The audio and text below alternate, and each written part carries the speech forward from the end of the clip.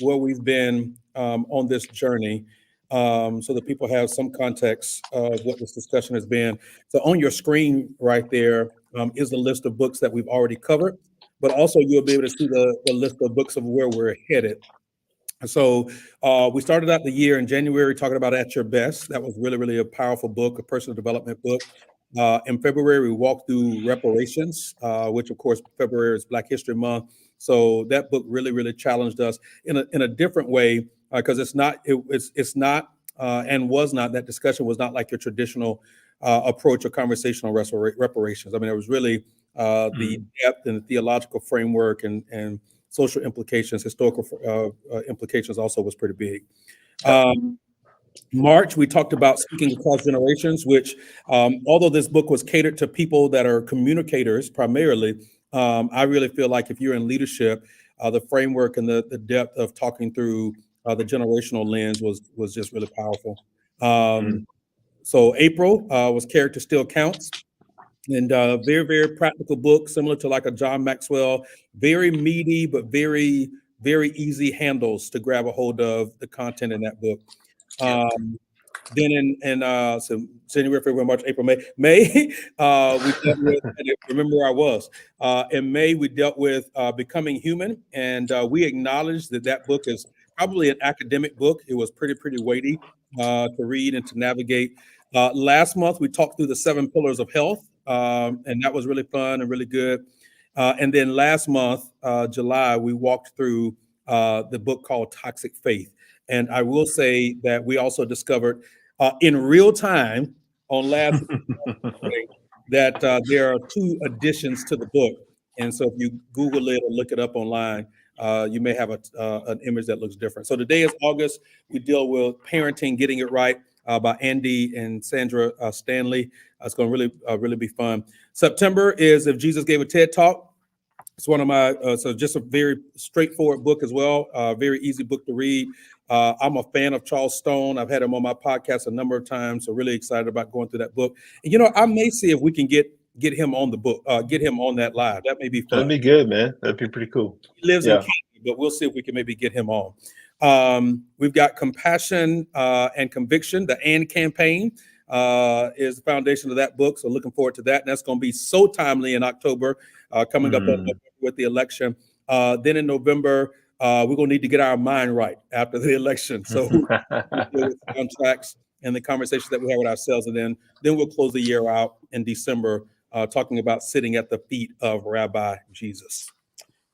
Pastor John, anything you want to say about any of those books? No, I think we were very intentional with the way we picked them. I like the way they're laying out, not just in terms of our schedule, but just life in general, because these are things that we're kind of processing through life together. We picked this month because folks are going back to school, man.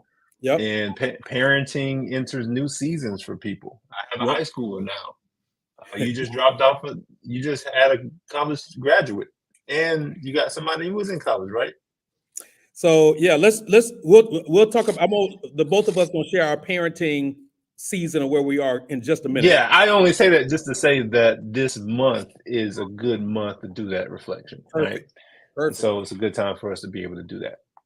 Yeah, man. So all right. So you have, what are the ages of you? Because you guys have 2. Yeah. So 14 and 9. 14 and 9. Yep. 14 and 9. What about you? We've got 4. And so I feel like I'm in every season of everything that exists, right? So our oldest is now a college graduate and in the workforce. Glory to God. Amen. Amen. That's right. On so many levels, I'm thankful for that arrival of where she is. But she's a world changer, a game changer, and so we're very, very proud of her. But she's doing her thing. Graduated from college and is now in the workforce at the beginning of stages of her career, which is only up from here. We've got 2 high schoolers, 17 and 16, so a senior and a junior in high school, and then we have a 6-year-old that is in 1st grade and navigating the elementary journey. Wow. So college graduate, elementary school student. Brother, listen, I God bless you. literally in one day, I literally dealt with loading a U-Haul for the oldest and Mm. doing sight words for the youngest. Yeah, that's definitely two seasons of life on the opposite end of the spectrum. It's like going from one elevation to the next on the plane. Like Yeah, yeah, it can be jarring, but looks like you all navigate that well. So yeah, man, it'd be good to have a conversation about that because that's one of the things that this book talks about, right? it does. The different seasons And of life. generally, what we do is we kind of go through the main point of the book, which I think for anything Andy Stanley, you're gonna get one bottom line from him. Yep. And he's gonna be early, right? And then we generally walk through the chapters of the book, so I think it'd be a good idea for us to be able to do that. But his bottom line is very clear in this book, and I'm not sure if we got the same one, but Andy is pretty clear about his. He has one parenting goal, at least that's what him and his wife say they do. They want kids who enjoy being with us and with each other, even when they no longer have to be. When they have the choice to choose otherwise. That's it. When you Yep. have the choice to choose to not to be with your family, you still choose to be with them, even Yep. in adult years. Yep. And I think that thesis is something that just kind of played out throughout the book, but it really is a goal for every parent, right? Yep. Yep. That's Yeah, right. yeah. He has this, Andy, I listened to Pastor Andy even talk about his speaking journey and some of the tools around how he develops his communicating style and all those things. So I know based on that he works really hard at creating language and creating phrases that Hmm. just are sticky statements, right? That you That can, just take yeah, with you. meaty and Yeah. sticky, and you can grab a hold of them and go from there. And one of the things that he says in the book that I think is just gold, and it frames what you just said, right? And that is simple phrase, 2 words, parent backwards. Hmm. And you think about that, you're like, that makes sense. Right. Right. Like, that's really powerful. That Yeah. makes sense. And so, yeah, it's really just it's a blessing to be able to just think about it in that way. And Mm. one of the other phrases that he says is that the years are the days are long, but the years are short. The years are short. Yeah. Yeah. I And think that's what his wife mentioned that her mother told her that she got adopted that, right? And it's so true, man. Like, bro, you think about how the years fly by, yeah, but boy, sometimes them days. like when you're in the middle of it, it feels like, Yeah. Jesus, man, this is a lot. It Yeah. can feel, Yeah. feel Yeah. really weighty. But then you look back, like I said, I got a daughter that's now already a college graduate, and I literally can Mm, remember when we brought her home from the hospital. I mean, I vividly, mm, clearly, even from an emotional place, can connect mm, with the day that we clocked out of the hospital, you know, mm. uh, getting the car seat in, worried if I had it strapped in right. Uh, Wow. it's Wow. cold outside, it's ice on the ground. I Um, remember that. yeah, and first of all, your wife has to, be wheeled out in a wheelchair. And when our oldest was born, this was Mm, still during the time period. They didn't just release you from the hospital the next day. I mean, you stayed, 3 or 4 days. yeah. Um, Yep. Yep. getting her home, my wife home, make sure she's settled. But then once she gets in the car, then getting the baby, and I'm hearing the click from the car seat to the base, but I'm like, You but want to wait, make sure. yeah, but what happens if did it click right? What happens if I Right. turn and then the baby falls out? And then may So many vividly thoughts. remember changing the diaper for the first time. Like, man, I'm gonna break her hip or I'm gonna break her Mm, thighs trying to change her diaper because mm, so all of those mm, emotions. mm, mm. Yeah, all that comes into play, man, when you Yeah, think about it. And so knowing that in the blink of an eye, those years can go by. yeah, Like, bro, over 4 months, my son grows 5 inches. I'm like, bro, how are you even 6'1" right now? yeah, Like, what is this? yeah, So, things like that, man, really help give you perspective. But I love that idea and that concept of parenting backwards. And also this idea that we're about to talk about here in the first chapter, where he talks about that law of harvest. yeah, Um, and being able to not cram your children into adulthood, which I thought was a great concept, man. Being able to do that throughout the several seasons of your life and not necessarily wait until we're towards the end to say, okay, how can I prepare you for to be an adult? Yep. Which is important, very important for all parents, but sometimes parents wait too late to try to do that. And you can kind of see that as it plays out over the latter years of their kids' life while they're at home. Yeah, one of the ways that they talk about that is preparing your children for future success. Mm-hmm. Preparing your children for preparing your children for future success, which I thought is just gold and very powerful. Mm-hmm. So 11 chapters, very easy Yep. read.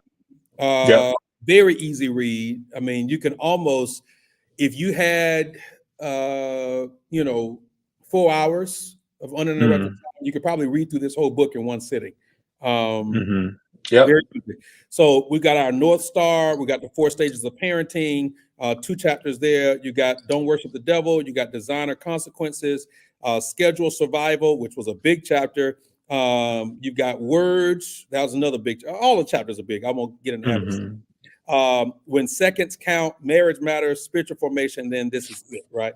And then some appendices at the end that just give some very, very practical tips in a very, very real way. So let's do this, Pastor John. Maybe let's just kind of jump through and walk through each of the chapters really fast, because I know you're also a linear thinker sometimes as well. And it may be it may be easy to kind of do it that way. I think before we do that too, I think it may be helpful for us to acknowledge that by and large, there is no black and white manual on parenting. For sure. And one of the things that I appreciated through the book is the lack of condemnation, but the acknowledgement that there needs different approaches.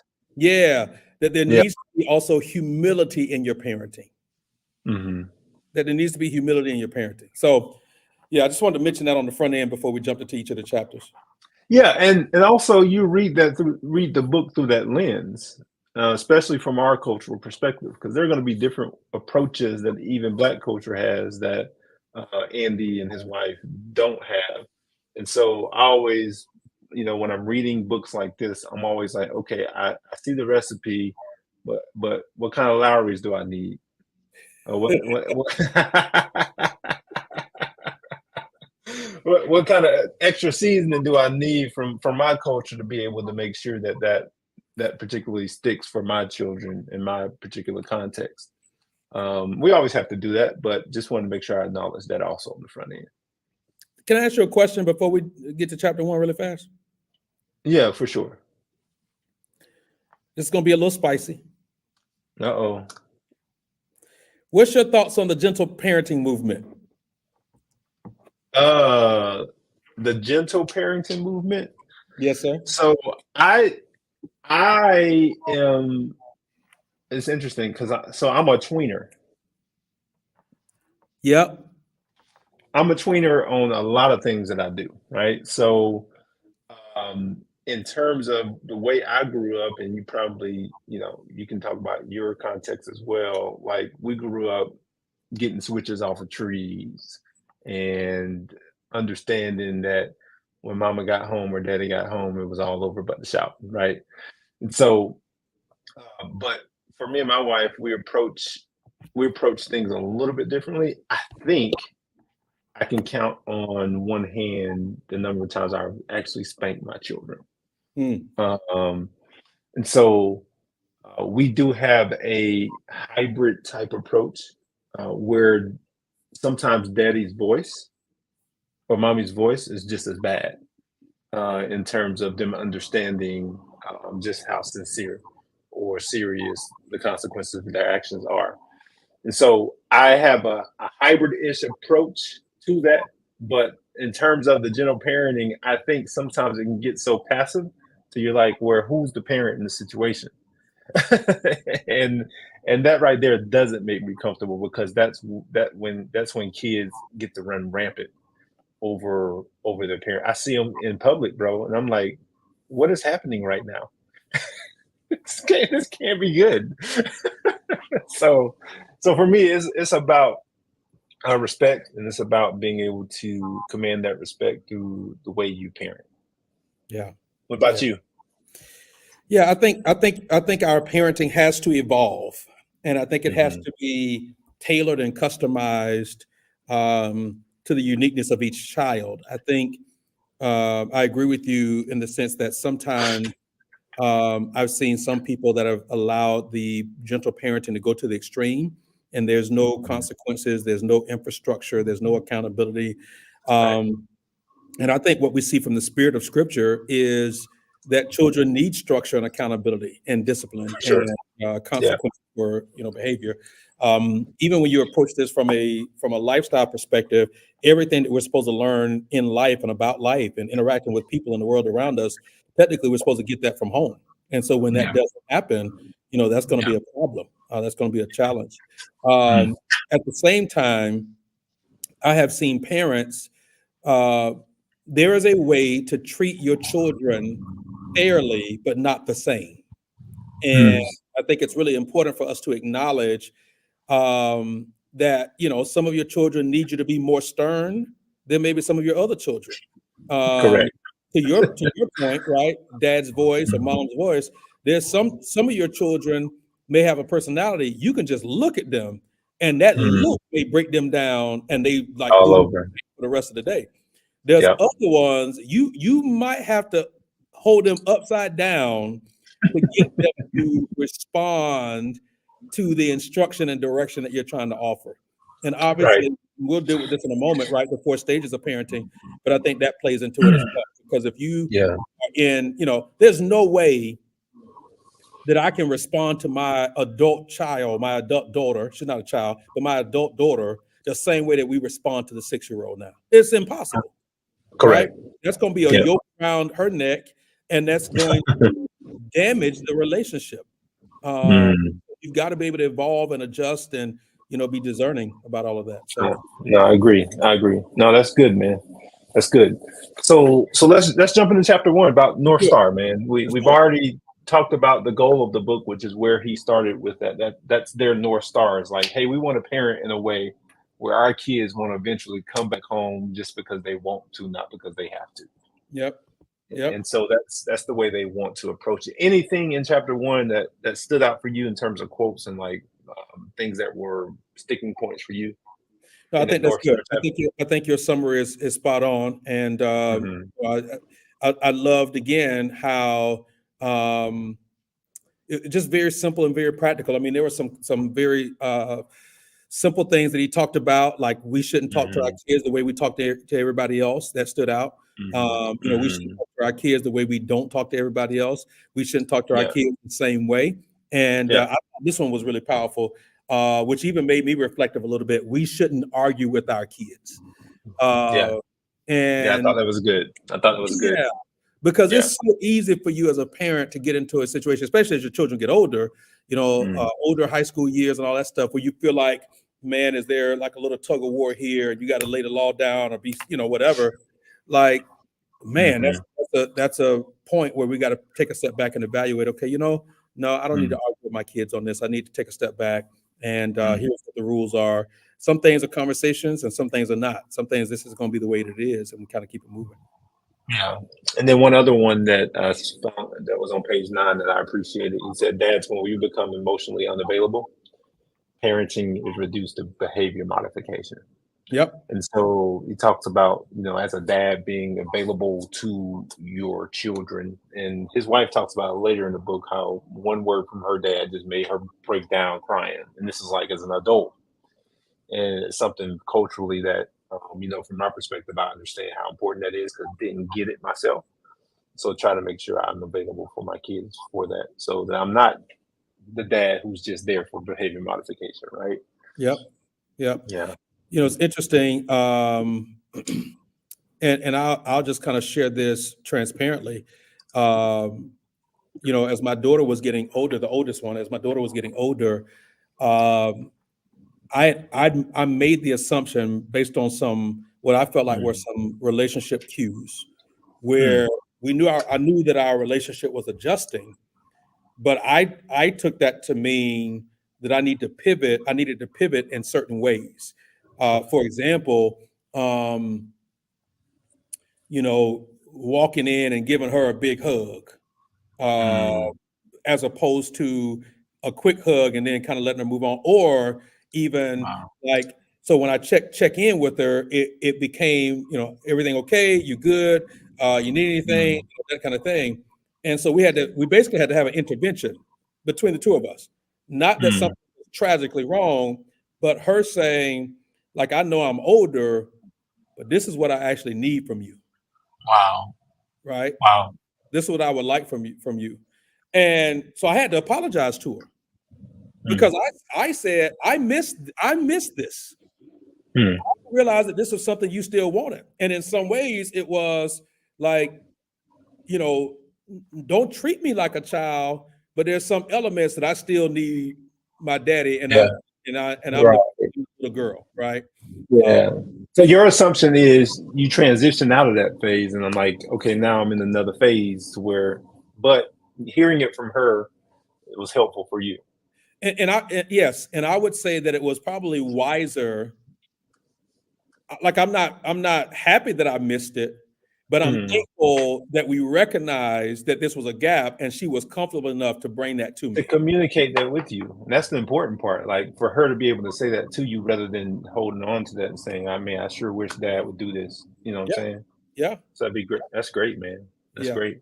So just a Uh, transparent example. yeah. Man, I'm gonna tell you the truth. Chapter 2 is my favorite chapter. Is it? Yeah. Yeah. I mean, I enjoyed several other chapters, but I like frameworks, right? We're both systems guys, right? So I like, and the fact that his right wife wrote it, I'm like, man, she wrote a good chapter. Well, Um, actually, she wrote both chapter 2 and chapter 3. I think the two of them, I think they broke it down Together. for the sake of Yeah. attention span, but it's really one Yeah. chapter. Yeah, it is. It is. I was looking at both of them. I was like, that's like actually one chapter. Because early years, latter years, I get it, but it's all should be one chapter. But I like the framework. And I like the language around the framework. It's something I put into. So I usually just take one big takeaway or framework from a book and just put it into like a note so I can make sure I use it in the future. Because you Yeah. can't take every note that you have from a book and keep it, No. right? No. So this is like one of the two that I kept.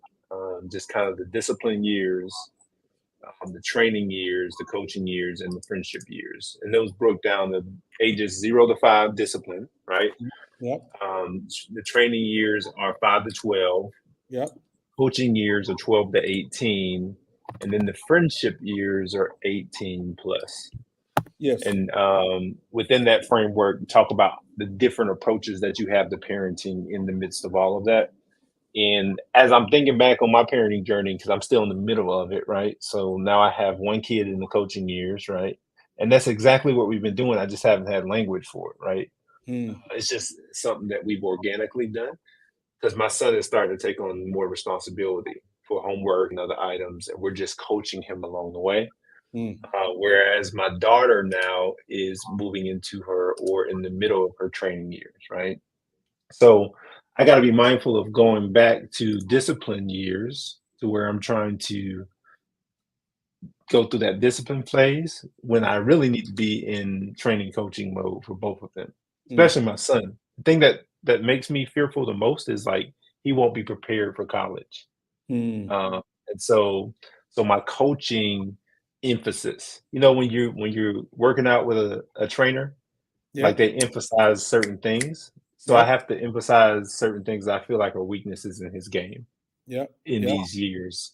And so that's what I'm doing right now. But having this framework, understanding that framework, being able to communicate that with my wife has been good. Even though we've been doing it organically, right? We've been like, oh yeah, these are the training years. But having that framework has been helpful. No, the framework is powerful. It is. Yeah. It is powerful, Mhm. right? And they even acknowledge, like in the book, like this is something that I wish that we had, right? And they Mhm. offer that. I one of the things that I think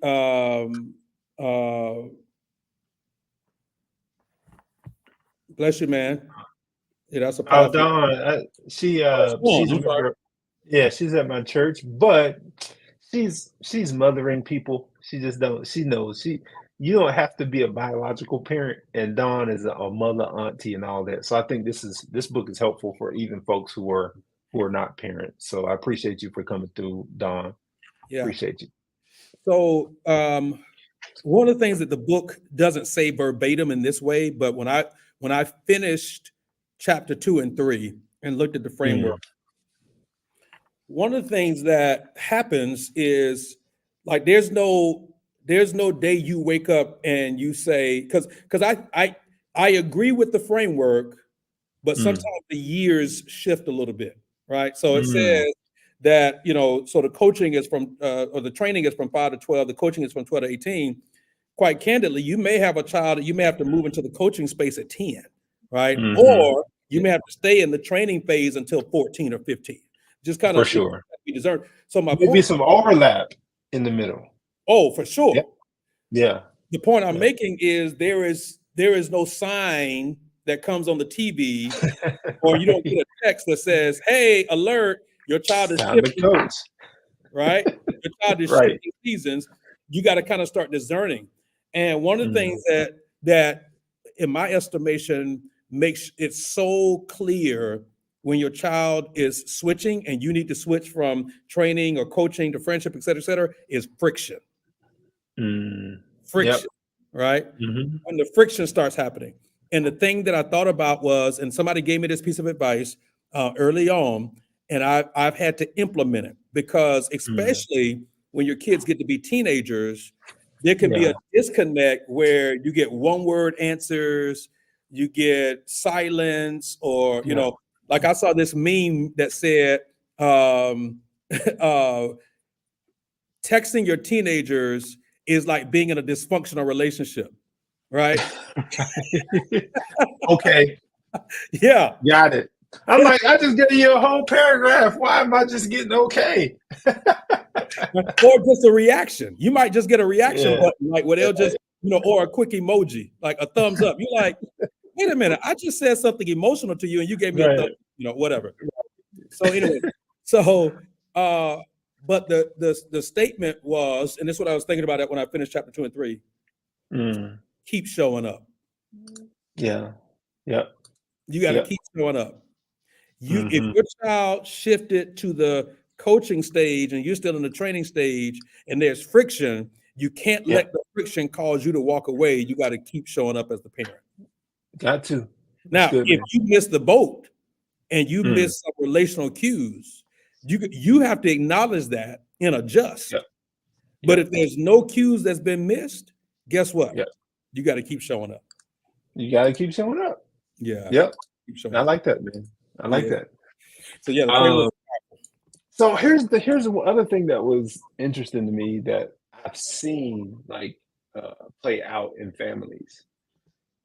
They mentioned on page 26, kids move from one stage to the next without thought or effort. But parents don't. Parents don't. And I've seen it in families that I know, families I've counseled, like folks are keeping their kids in discipline phase when they need to be way in coaching mode for sure. Yeah. And so they try to take kids back to a certain phase where they say, "Oh, you're just being disrespectful now." Yeah. When the kid's a whole adult. Yeah. And there's no conversation around like, okay, they're supposed to be in friendship phase, but now we take them back. Sometimes parents don't want to move on. Yeah. And it's hard. But kids move through those phases easily. Yep. It's like natural for them. Yep. That's for sure. You're exactly right. This is good, man. You ready to jump into chapter 4? Yes, sir. So go ahead. Go ahead. No, you got it. So I was going to say, I love this chapter because it also was simple in the sense that it talked about, so the title of the chapter is Don't Worship the Devil. They could have very easily have labeled this chapter so many other things like non-negotiables or rules of the house, or something like that. And basically, what they're saying in the book is that their home did not have a whole list of rules. It had two rules that serves as the foundation for their family. One Yeah. was, honor your mother, and it's the spirit Hmm. of honor, right? And the second Yeah. was don't tell a lie. Don't lie. Don't Yeah. lie. Those are Yeah. non-negotiables.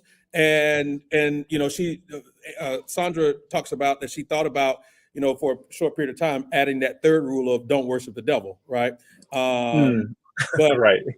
but she said, hey, I decided I was going to stick to the two rules. So, anyways, I think it's just powerful, right? So for me, Mm. I was thinking about, okay, what are the non-negotiables in our house? Lying, of course, is a big one, but it was Mm. a very reflective, as a parent, very reflective chapter to say, okay, Mm. and now we're having to create a different kind of culture for the youngest Hmm. to make sure that we're not missing certain things that we included with the other ones because there was Yeah. three, and we sort Yeah. of, you know, um, we were parenting in mass versus now having to sort of parent as a single, like with one single child Mm. in that different age Mm. category by itself. Yeah. I think I found it interesting that he mentioned that his wife wasn't necessarily on board with the honoring piece because she's like, "What about you? Like, why they're disrespecting you?" Yeah. And in essence, the core essence of it was like Andy was like, "Listen, if they honor you, they in turn honor me Yep. because they're honoring you, and it flows. There's an overflow of honor that happens when you honor mom." So Yep. they were like as stringent as nobody sits down and eat until mommy get to the table. Mm-hmm. Mm-hmm. And Mm-hmm. so even in that, they saw that their kids later on tried to replicate that in their own relationship. So I thought that was really interesting and really Let me, cool. let me say these rules, these truths, I should say, because you mentioned this earlier with the young lady Dawn. Uh, but I think, to your point, if you're an auntie or an uncle, Mm. Yep. surrogate parent to children, to families, Yep. these because I think this book is not just a book about steps; it also is a book about mindset. So the mindset, the paradigm, is applicable for those that, to your point earlier, have not birthed kids. Completely applicable. Yep. Yeah, yeah, yeah. Yep. Um, yeah, I think that's good. Anything else on this chapter? Because I know our time is getting away No, from you. We still got five more no, chapters to go. I think that was good, man. I think that You was want to good. you want to deal with chapter 5, the designer consequences? Yeah, design of consequences. So for chapter 5, I think one of the things that really resonated with me was the apology, again, framework. Yep. I think you see a theme with me. So oftentimes you see parents have kids apologize, like whether in public with folks or to adults when they do something, and it's just kind of this sorry and a Yep. walk off, right? Yep. But I think the three kind of pieces that Andy mentions is helpful in terms of apologies and how they can help shape your children, right? On page 83. He Yep. says, require your children to apologize in complete sentences. So now you got to know what they're apologizing for rather than Yep. just a blanket apology, right? Yep. Apologize to everyone affected by their actions. So Yeah. they have to make sure they seek out everybody who's been affected by them Yep. and then make it face to face and with eye contact. This is also that personable, like helping to become citizens in our community. You have to be able to talk to people face to face and make eye contact in a social media phone driven world with these kids. One of the things I do with my son all the time is, man, when people talk to you, you give them a firm handshake, you speak up, and you say what you need to say, and you give them eye contact. And Yep. so the same is true of apologies, man. I think that's a good framework that they have here on page 83 for that. Man, you jumped over two of the points that stood out to me, Okay, for the book that I want to kind of just, if I can, really fast go back to, sure. and that is, and I'm gonna deal with the second one first because I think that's an overarching thing, right? That is, he says it's in the book, and this is a sticky point. The goal of discipline is to teach your child how to restore the Yeah, relationship they damaged, right? yeah. So you think about, like, where else do people learn that conflict does not have to devolve into drama. Mm. You Yeah. don't, people are not taught that often, right? That's why people go to the extremes. Like when there's a conflict in a relationship, all of a sudden now we got to blow the whole thing up. We got to blow the whole relationship up.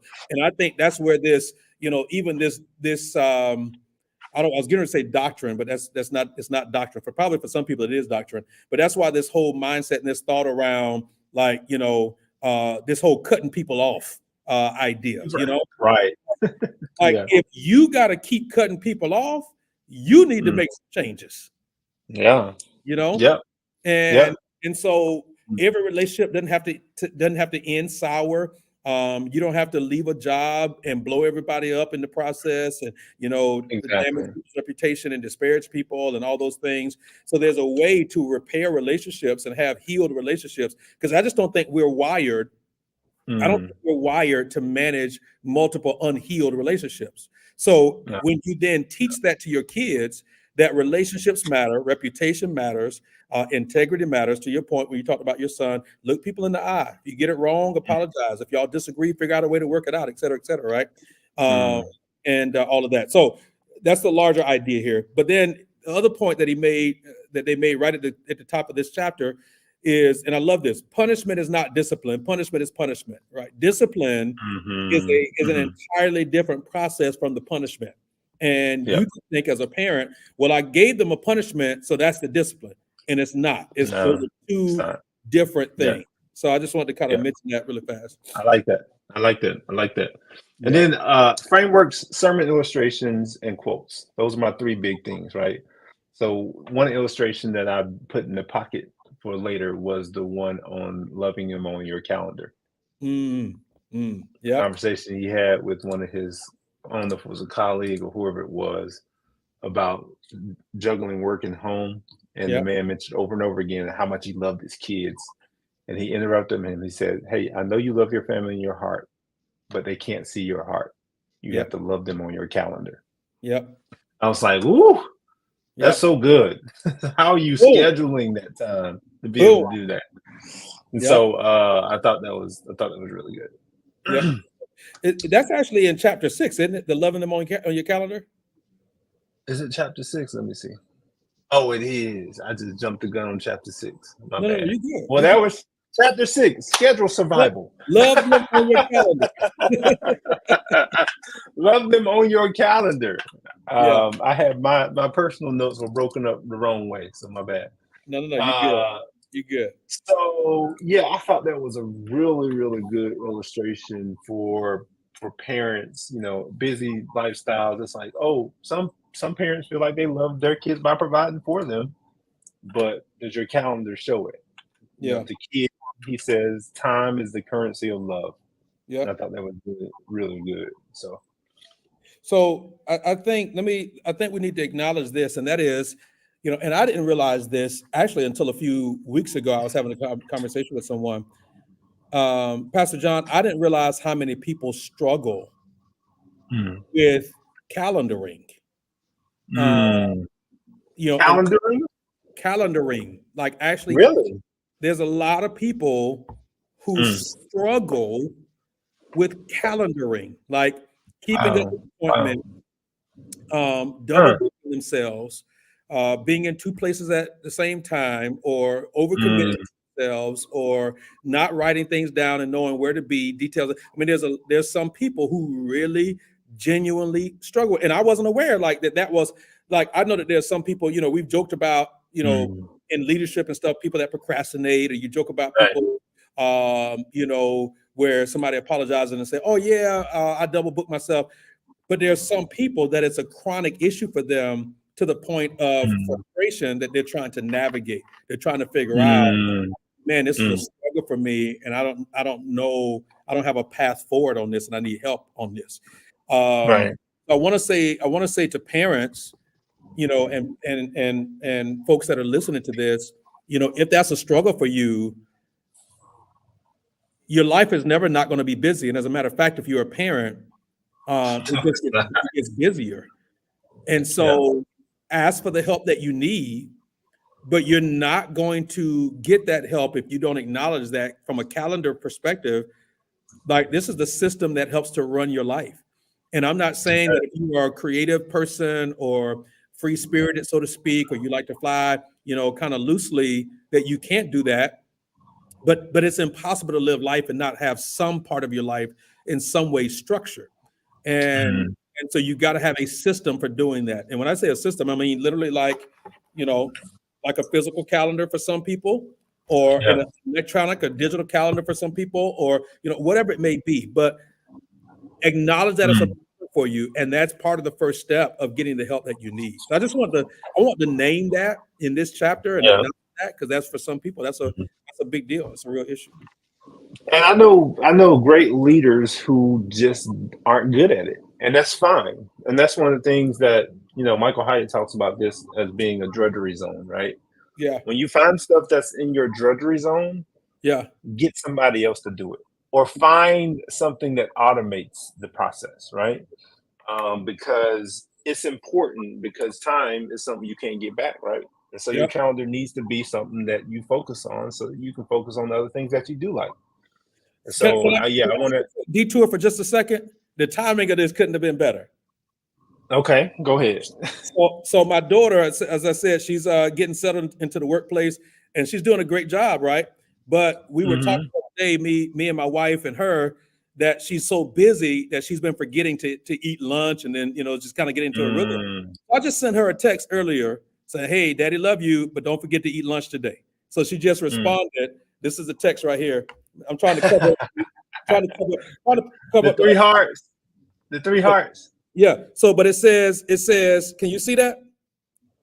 Hey, Dad, love you. Thank you so much. Yeah. Uh huh. Wow. Yep. Just right. Yep. So Just the simple things, man. Yeah. simple, She asked for it, and you give it to her. just simple, That's it, man. just That's simple, it, man. just simple, Yeah. just Yep. simple. Yep. The timing of that couldn't have been better. All right. That's great, man. Uh, I got it. Anything in chapter? Anything else in chapter 6 with the schedule? Uh, no, I think that's good. I think that's good. Okay. I think that's good. Chapter 7. What you got? I want to hear from you on chapter 7 for words. You said, I heard you say words. You was like some good stuff in that words chapter. So what you got? Woo! This is so. First of all, I don't think that this is a chapter that anybody can walk away with and not be like, okay, let me take a step back and evaluate what have I Yep. said to my children, Jesus. Mhm. Right. Right. Yep. So Yep. so what you say Mm. and how you say it matters, That's it, man. right? Yep. And I love what they say in the book. You like framework. So here's part of the framework. They Mhm. say the intent is irrelevant. It's irrelevant. Yep. You may have Yep. not intended to offend anybody or It's the offend, impact. right? Huh? What'd you say? I'm sorry. It's the impact, right? The impact, Mhm. brother. It's the impact. It is the Mm. impact. Mm. And so you've gotta take a step back. And they said this in an earlier chapter when they were talking about the discipline thing. But, Mm. but one of the things that I walked away with, and they didn't put this in these words, but you got to create a buffer, I think, between um, your emotions Mm. and your responses. Wow. That's Like good. you got to acknowledge your emotions as a parent. Like, it's okay to get frustrated about something. It's okay to be disappointed Mm. about something. It's okay to be like aggravated about something, but your words have so much weight to them as a parent. Like, and here's the thing I thought about from this chapter, man. There are some people whose entire lives are built around a word or words that a parent spoke before they were Yeah. 5 or 6 years old, and it's Yeah. they're 50 or 60 now, and their whole life is still Still stuck there, man. to that Yeah. one word or that one phrase. Yep. You're right. You're right. That's insane on the Hmm. amount of power that is. Yeah. Yep. Insane. Hmm. Insane. Yeah. No, that's good, man. I think that's something that a lot of folks won't admit that they wrestle with, Mm, in making sure that their words and their intentions. Like parents say that all the time, like, "Oh, I didn't really mean it like that." Yep. Don't matter. Yep. Don't matter. It's how it impacted the child. And I know this to be true of adult parent relationships with children. Like they still carrying that stuff, man.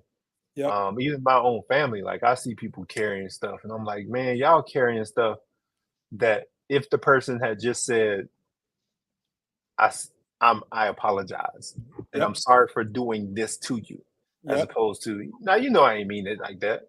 Yep. Now you know I wasn't trying to do. I was just messing with you. Yep.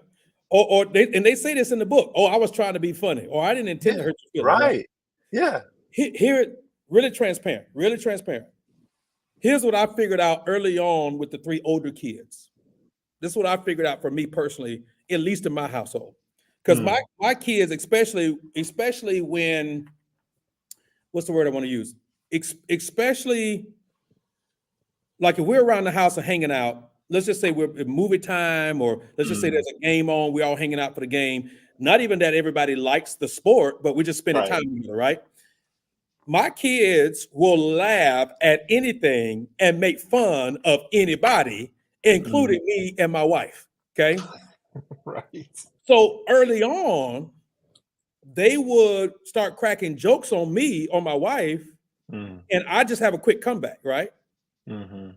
And one day I made a statement, and I looked in my son's eyes and saw that the statement wasn't a joke to him. It burned. Yeah. Yeah, yeah. Yeah. Yeah. And I spent some time reflecting on that. And what I walked away with from that moment was my kids can joke, but Mm, my words have so much weight that no hmm. matter how I intend for the joke to come out, it's never going to be perceived as a joke because this is the king talking. That's right, man. Words are not equally weighted. This is the That's what they king say. talking, right? Yeah. The Yeah. king is speaking, and the king and or the queen helps to set the entire foundation for the environment that we live in. Hmm. That's So good. I so the king, because think about it, in a kingdom, when the king speaks, and I'm not saying this from like a big ego thing, I'm Yeah. saying Yeah. like Yeah. authority. When the king speaks in the kingdom, that's what goes. Hmm. Yep. And if my wife came in the house and said to the kids, "This is what I want done," guess what? This is what we want done. If I Hmm. walked in and said, "This is what we want done," this is what we want done. So that level of weight cannot be played around with, Yeah. right? You can't transfer it over here and think it's going to be less weighty. Yeah. You Well, can't. You can't take a gold piece and then make it a feather when you make a joke. yep. No, it's still a gold piece. Yep. You can't do that. Which is why, like, here's a great example of this for me.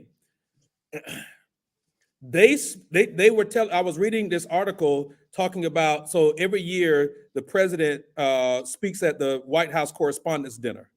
And Hmm. everybody knows that at the White House Correspondents' Dinner, that the president generally is going to be cracking jokes, right? Yeah. Right. But they were saying that they spend so much time crafting the president's jokes and speech basically for that because this is the president. Mm. And even if he's joking, in some cases, maybe she in the future, right? We'll see. Uh, Mm.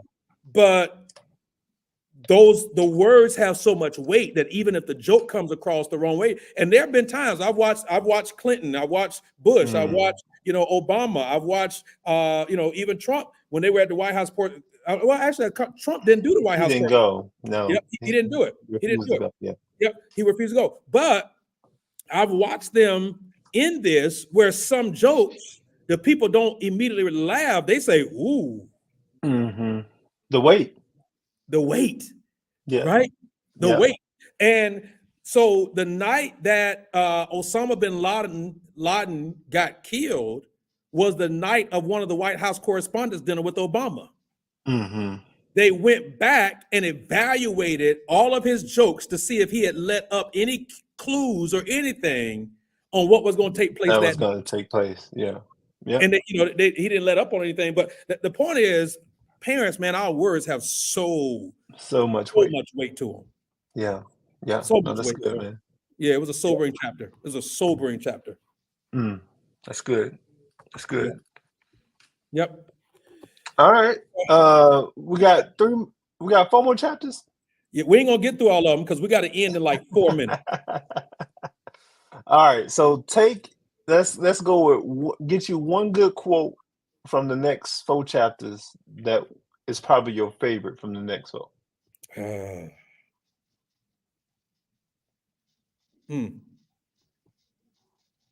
It's like asking a preacher for their favorite scripture.